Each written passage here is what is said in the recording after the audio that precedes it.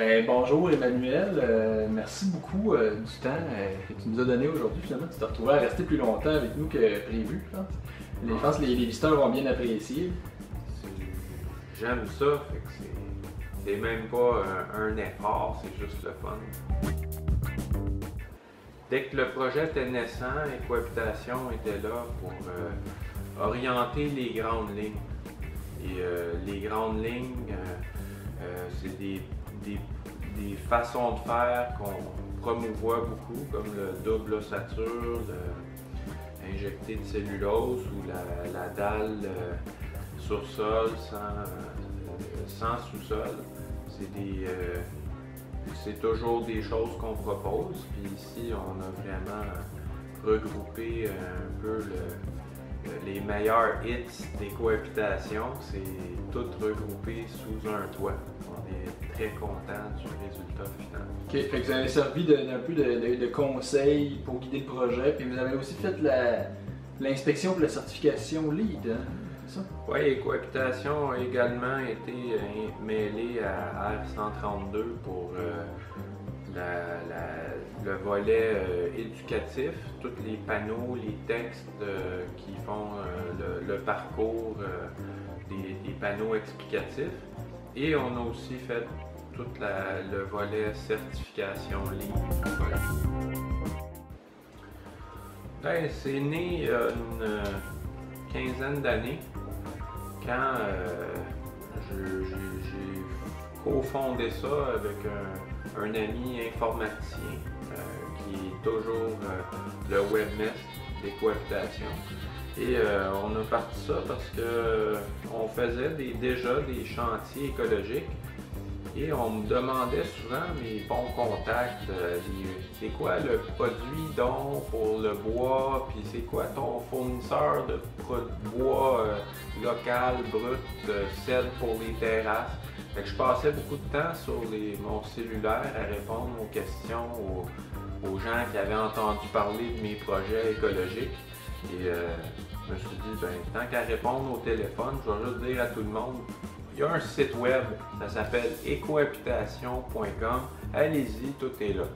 Puis avec le temps, c'est devenu un peu la référence en habitation écologique au Québec. Et maintenant, on a plein de projets, comme des projets politiques.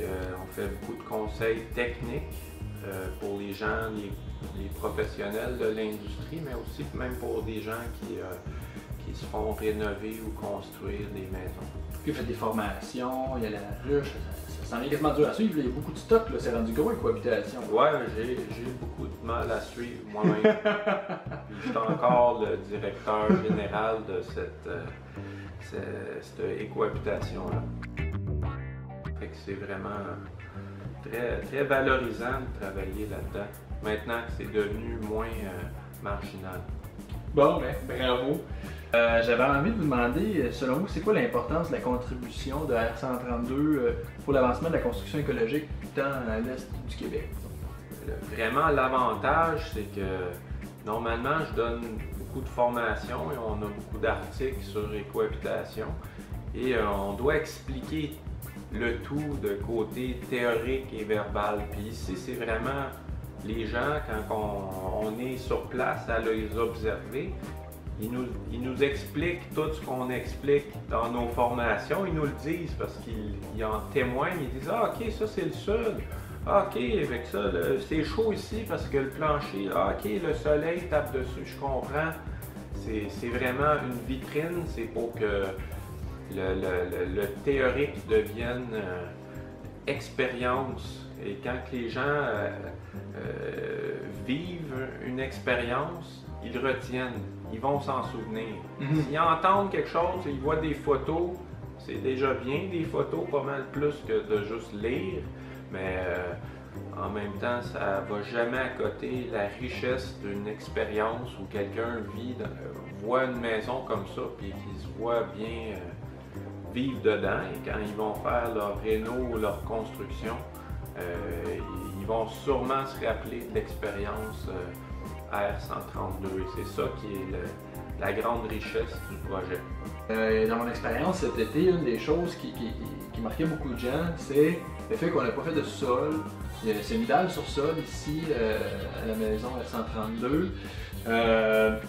Puis là, je veux dire, ça semble être une solution intéressante à plein de points de vue. On sauve les trous qui viennent avec le sous-sol, on économise plein de béton. Pourquoi que c'est pas plus répandu? Parce que là, de l'information que j'ai, ça fait quelques décennies quand même que le concept existe. Là, on sait que ça marche, ça fait longtemps. Comment ça fait qu'on le fait pas? Ben, c'est une culture. On a une culture de sous-sol au Québec. Puis, depuis qu'on a créé des isolants rigides, on peut faire des maisons sans sous-sol, à l'abri du gel, en bloquant le gel en surface. Donc, je dis souvent que ça a pris peut-être 40 ans avant qu'on arrête de faire du plâtre sur latte. C'est un travail assez débile de clouer des petites lattes puis de mettre du crin avec du plâtre puis faire plein de couches. Mais avant que les plâtriers de l'époque prennent leur retraite, on n'a pas changé pour le panneau de gyps qui prend comme 7 vis par panneau. On insistait sur le plâtre sur latte. Juste parce que les changements dans la construction prennent du temps. On est réaliste, on sait que ça va prendre du temps, mais il ne faut pas arrêter de parler des solutions. Puis à l'usure, on va finir par transformer l'industrie. Merci.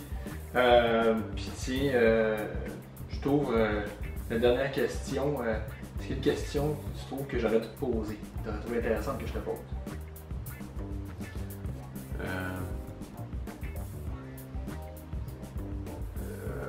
Ouais, ben il y a... quel serait le prochain projet R132? À quoi ça ressemblerait? Ben tiens, j'ai une question pour toi. Quel serait le prochain projet R132? À quoi ça ressemblerait? Ça serait un projet conçu de façon très semblable, mais ça serait un triplex. Et ça serait probablement une rénovation, idéalement en plein centre de village dans la région ici. Soit un centre de village ou un centre de Rimouski, par exemple, pour dire qu'on peut tout faire ça sans avoir le terrain idéal et arriver à un bilan environnemental tout aussi exceptionnel, et sûrement grâce aux véhicules, l'absence de véhicules obligatoires qui accompagnent la maison, là, aurait sûrement un bilan encore plus spectaculaire. Là, ce que tu me dis là, ça n'a pas de bon sens. Pas faire une maison unifamiliale, faire un triplex, puis pas de char en région. C'est inconcevable. En région, on n'est pas sur le plateau. Je connais des projets en plein milieu du village, là, de 300 habitants, qui ont eu un score LEED pour le quartier parfait, 10 sur 10.